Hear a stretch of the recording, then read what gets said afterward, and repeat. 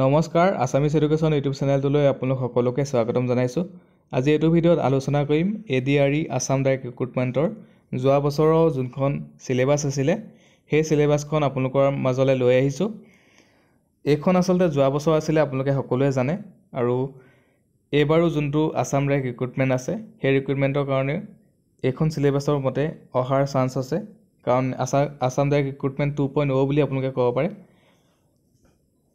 ইয়াতে যদি চাই তেতিয়াহ'লে যোনটো ক্লাছ 12 লেভেলৰ আছিলে হায়াৰ ছেকেণ্ডেৰী HSSLC অৰ ইকুইভেলেণ্ট, তেওঁলোকৰ কাৰণে যদি ছাবজেক্ট আৰু টপিকখিনি চাই ইয়াতে আপোনালোকে দেখা পাইছে social studies, social science, general knowledge, general mathematics class 10 standard class 10লৈকে যোনখিনি মেথমেটিক্স আছিলে, mental ability and logical reasoning আৰু জেনেৰেল ইংলিছ, এইকেইটা আছিলে চিলেবাছখিনি ছাবজেক্টখিনি। ঠিক আছে।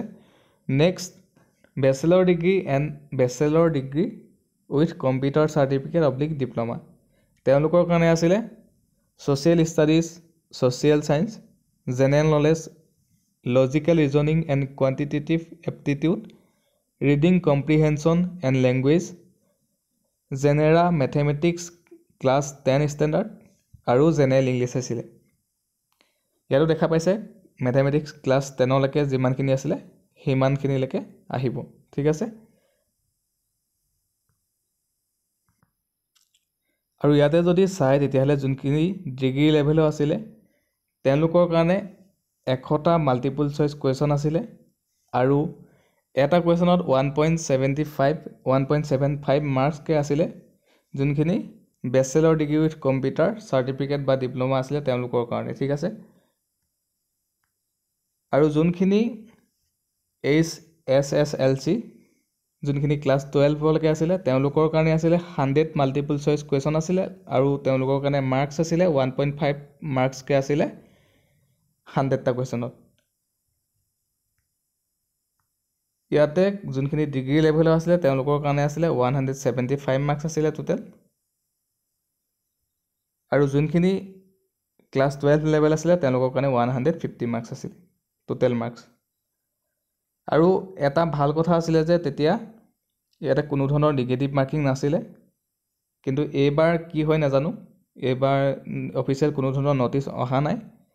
তেতিয়া ভাল আছিলে কোনো ধৰণৰ নিগেটিভ মাৰ্ক নাছিলে, আপোনালোকে যদি কিছুমান কুৱেশ্যন নোৱাৰাও আহিছিলে আপোনালোকে তাতে অপশ্যন এটা চিলেক্ট কৰি থৈ আহিব পাৰিছিলে, কিন্তু এইবাৰ যোনখন ন'টিচ আহিব অতি সোনকালেই ন'টিচ দিব।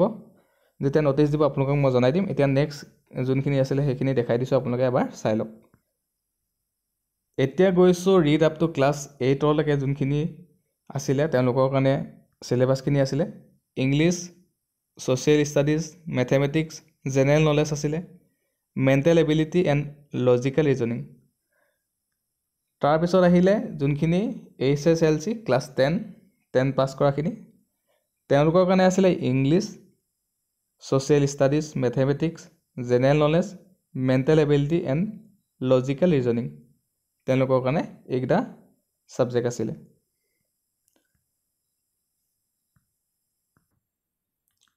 আৰু তেওঁলোকৰ কাৰণে 135টা মাল্টিপুল চইচ কুৱেশ্যন আছিলে, আৰু এটা কুৱেশ্যনত 1 মাৰ্ককৈ আছিলে, আৰু টাইম দিছিলে 120 মিনিট, মানে 2 ঘণ্টা সময় আছিলে। আৰু ইয়াতে কোনো ধৰণৰ নিগেটিভ মাৰ্কিং নাছিলে। আৰু যোনটো ইণ্টাৰভিউ আছিলে, ইণ্টাৰভিউ বা স্কিল টেষ্ট আছিলে তেওঁলোকৰ কাৰণে 1:2 ৰেচিঅ'ত মাতিছিলে। ঠিক আছে। এটা পোষ্টৰ বিপৰীতে 2জনক মাতিছিলে।